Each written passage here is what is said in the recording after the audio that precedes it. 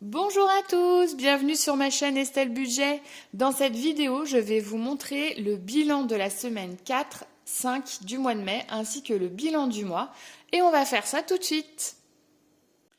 Voici le résultat de mes économies du mois de mai sur mon budget personnel. Donc, je mets 50 € par semaine dans mon portefeuille à 7. Et vous voyez, donc j'ai assez peu dépensé. Donc j'ai dépensé 0 € la première et la deuxième. La semaine 3, lorsqu'on est parti à Concarneau, j'ai tout dépensé. La semaine 4, j'ai rien dépensé. Et la semaine 5, j'ai fait quelques dépenses, mais il me reste 20 €. Ce qui fait que sur le mois de mai, j'ai un total de 170 € dans mes défis à répartir, plus 30 € de ventes diverses que j'ai faites sur Vinted. Donc là, aujourd'hui ensemble, on va répartir 50 plus 20, donc 70 € dans mes défis. Pour mes défis du mois de mai, donc j'avais ce petit défi à 19 € dans lequel j'ai mis 20 €. Puisque bon, 19 €, voilà, je trouvais que c'était un petit peu dommage, mais quand je l'avais construit, j'avais pas réussi à mettre une 20e fleur. Parce que j'essaye de faire des dessins qui soient pas trop petits pour pouvoir les colorier. Mais bon, au final, j'ai mis 20 €. Dans le défi de l'amour et de l'amitié à 60 €, je vais le finir aujourd'hui, puisqu'il me reste 27 € à mettre dedans. Le défi du calendrier tulipe, j'ai mis déjà 30 €, donc je vais le finir pour 20 € en plus. Et dans le défi bouquet de fleurs, il me reste 20 € à mettre, donc je vais les mettre également. Alors, c'est parti, on va faire ça ensemble. Donc j'ai 2 billets de 20, 2 billets de 10 et j'ai 10 € en monnaie. Donc on va répartir ça. Donc ici dans le défi bouquet de fleurs, je vais rajouter 20 €. Donc je l'aurai clôturé aujourd'hui. Donc je vais mettre au 31 mai. Voilà.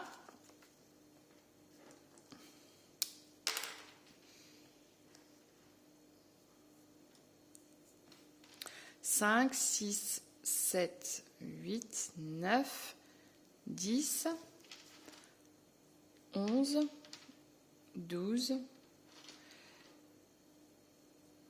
14, 16, 18 et 20 €. Voilà, donc j'ai bien mis 30 € dedans. Donc pour le défi du bouquet de fleurs, c'est bon.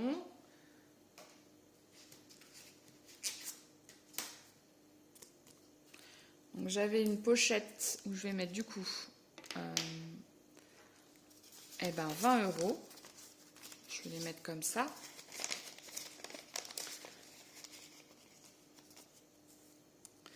Le défi calendrier. Donc, c'était un défi. Personnellement, j'ai adoré le faire, mais c'était quand même 50 €. Donc, alors, je m'en étais arrêtée là. Donc là, il y avait 2 €, 3, 5, 7 et 3, 10, 12, 13, 14, 15, 15 et 3, 16, 17, 18 et 2, ça fait 20. Donc là, on est à 50 €. J'ai pas pris de petite éponge. Donc 50 €. Voilà.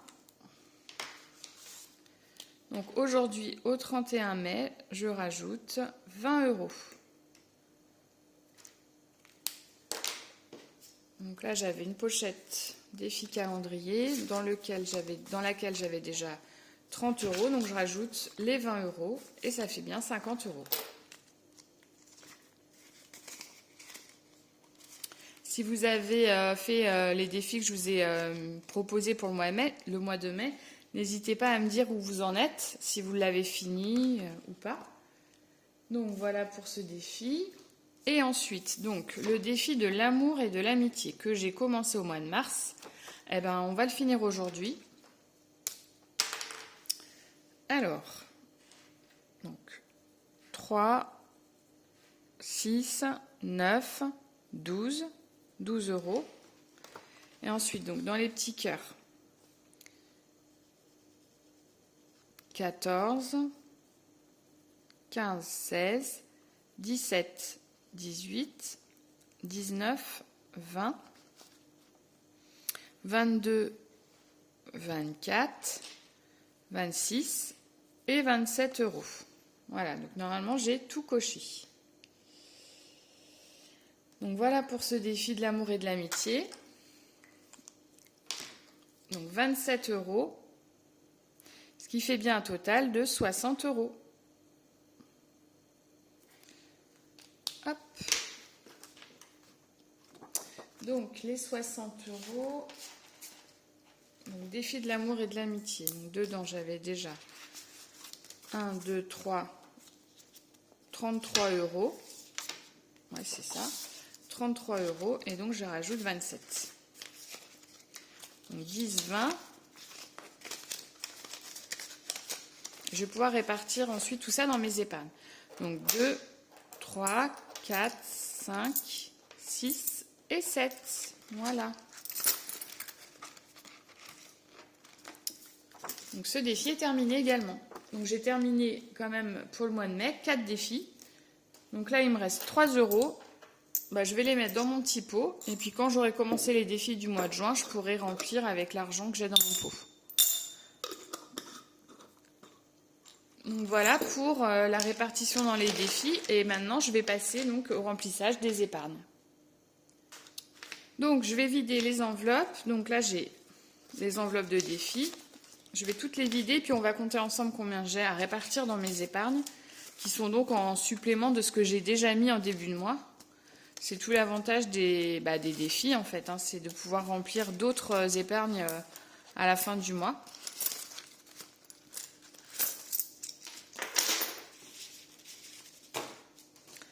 Alors, donc j'ai 10, 20, 30, 40, 50... 60, 70, 80, 90, 2, 4, 6, ça fait 150, plus la monnaie, 2, 4, 5, 6, 7, 8, 9 et 10. Bah donc j'ai 160 euros, ce qui est énorme, je vais recompter. 1, 2, 3, 4, 5, 6, 7, 8, 9. 10, ça fait donc 100. 2, 4, 6. Bah oui, j'ai bien 160 euros à répartir dans mes enveloppes épargne. Alors là, c'est quand même super. Donc, mes épargnes, elles sont là. Donc, j'ai déjà réfléchi à comment j'allais les répartir. Donc, en fait, là, prochainement, on va faire quelques améliorations, on va dire, dans notre maison.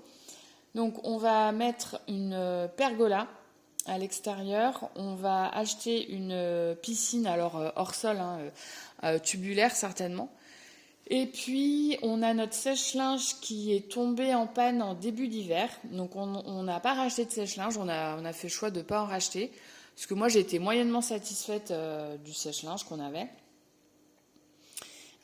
Mais je pense que quand même on va peut-être en racheter un.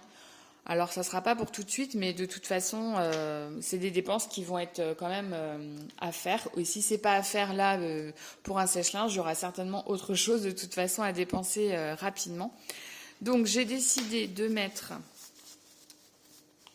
donc 120 euros dans mon fonds de secours en plus. Puisqu'en fait, moi, j'ai pas fait d'épargne personnelle maison. J'ai fait une épargne commune maison, mais pas personnelle. Par contre, j'ai un fonds de secours. Et je me dis que ça serait peut-être l'occasion en fait de le gonfler pour que ça puisse me servir pour la pergola ou pour la piscine, parce que l'air de rien, une piscine, si on veut une taille qui soit pas rikiki, il faut bien compter dans les 1000 euros à peu près, avec les filtres, enfin tout ce qui va pour l'entretien. Donc ça va vite, ça va faire une grosse dépense d'un coup. Donc je vais mettre 100. Alors là j'ai 2150 euros sur mon compte, sur mon fonds de secours. Donc 2150. J'avais envie de rajouter 120. Ça fait 2270 euros. Donc 2270 euros. Hop. donc 120 euros. Alors, je vais mon classeur là. Donc, je vais mettre au 31 mai, je vais mettre défi, 120 euros. Donc, on a dit 2270. Voilà. Donc, je vais prendre une enveloppe dans laquelle je vais mettre 120 euros. 2, 4, 5, 6, 7, 8, 9, 10. Je sais pas trop ce que j'ai fait là. Ah là là, je suis douée. 2, 4, 6, 7, 8, 9, 10, 11 et 12. Ben non, je ne m'étais pas trompée. Mais alors, il me reste que 30 euros.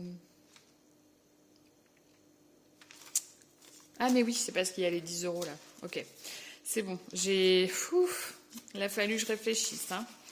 Donc 120 euros en fonds de secours en plus. Et donc pour le plaisir, on va colorier. Donc on va colorier le bonbon entièrement, puisque j'avais déjà 50 euros. J'ai dépassé comme les enfants et je vais colorier juste le petit bâtonnet de glace. Voilà, donc 120 euros, ce qui est une super belle somme, dans mon fonds de secours en plus. Après, donc il me reste, il me reste 40 euros, je vais y arriver. Donc je vais mettre 20 euros, encore et toujours, hop, dans le paramédical de mon fils. Voilà, donc sachant que dans cette épargne, je mets déjà tous les mois, comme dans le fonds de secours d'ailleurs, mais j'aime bien la gonfler. Donc je vais mettre 20 euros dans le paramédical. Donc on est à 580 euros.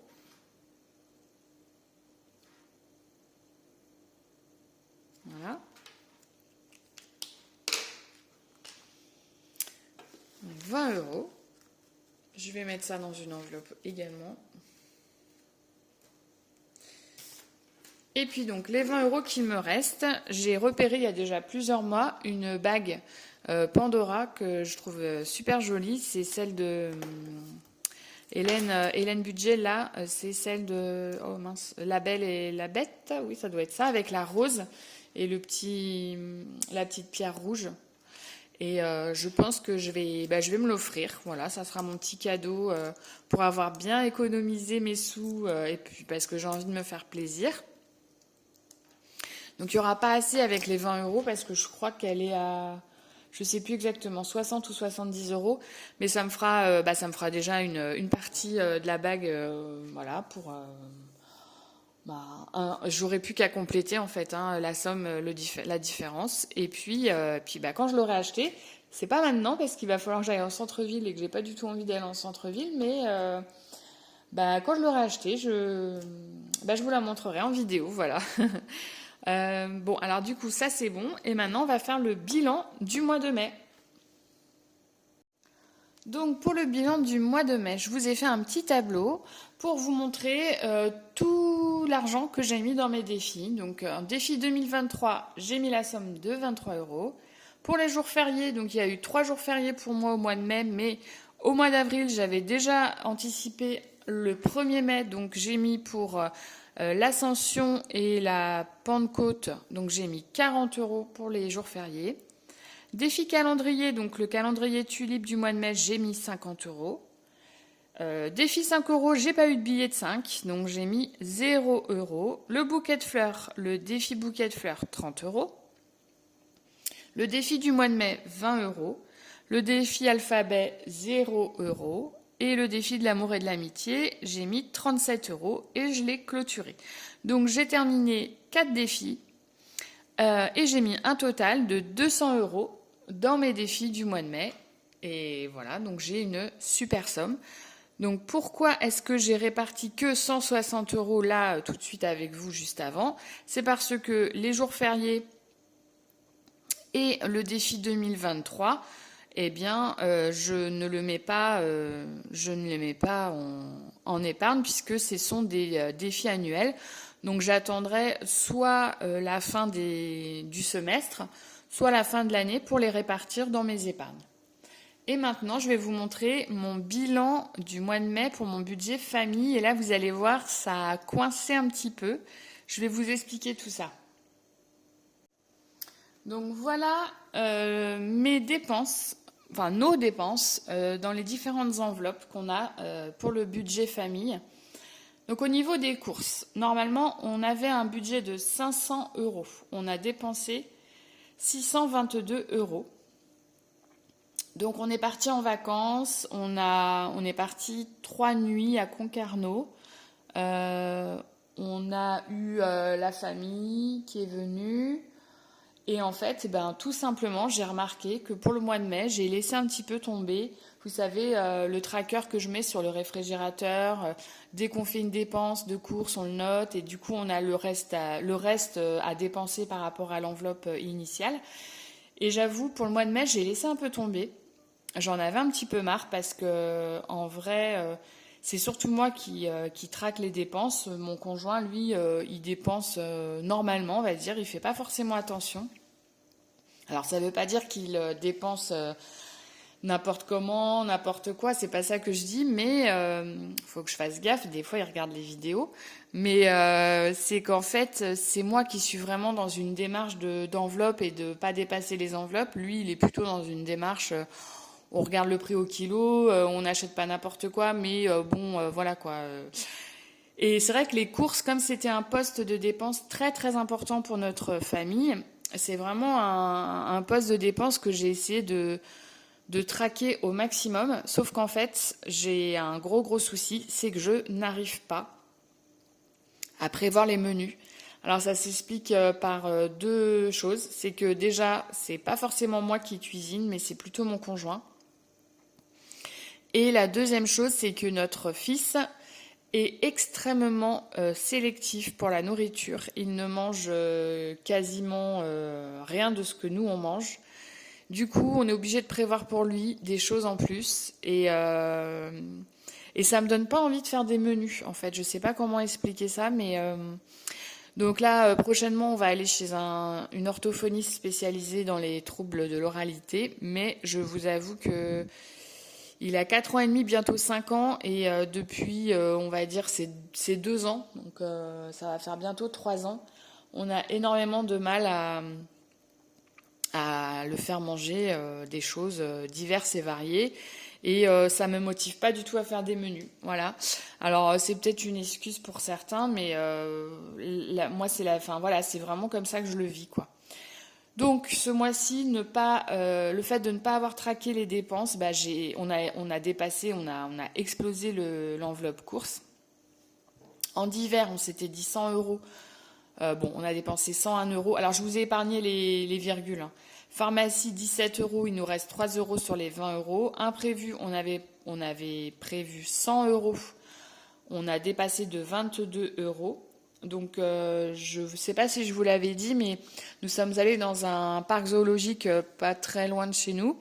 Et en fait, on s'est rendu compte qu'en achetant un pass à l'année, un pass annuel donc, eh bien, au bout de 2 entrées, on amortissait le pass. Donc, comme on y va... on va pas dire régulièrement, mais on peut facilement y aller 3 fois dans l'année. On s'est dit qu'on allait acheter un pass, donc pour moi, mon conjoint et mon fils. Et du coup, ça nous a coûté plus de 90 euros. Et ça, clairement, c'était pas du tout prévu, puisque ça nous a pris en y allant en fait à la caisse. Je dis à mon conjoint, mais attends, regarde, pour 2 entrées, en fait, on amortit le pass. Donc on a fait le choix de prendre un pass, mais ça nous a coûté comme si on avait acheté, au lieu de 3 entrées, on en a acheté 6 d'un coup. Donc forcément, ça s'est répercuté sur le budget et donc en imprévu, on a dépassé de 22 euros. Ensuite, donc, sortie resto. Donc je savais plus ou moins, je savais pas qu'on allait partir à Concarneau parce qu'on a décidé ça un peu à la dernière minute, mais toujours est-il que avec les ponts, etc., mon conjoint et moi, je savais qu'on avait des jours de congé. Donc je m'étais dit, on va peut-être sortir, c'est sûr, on va en profiter pour faire des choses en famille. Donc j'avais prévu 150 euros de budget pour sortir resto. Et en effet, j'ai bien fait puisqu'on a dépassé de 21 euros. le budget. Donc, sur les 870 euros d'épargne, on a dépensé 1033 euros. Ce qui fait qu'on a dépassé de 163 euros notre budget enveloppe. Donc, autant vous dire qu'on n'a pas été très bon sur ce mois-là. Dans mon budget de juin, j'ai augmenté le budget courses parce que au-delà des 2 raisons que je vous ai énoncées, il y a aussi une raison qui n'est pas à négliger, c'est que clairement, c'est la folie les prix, vraiment, vraiment.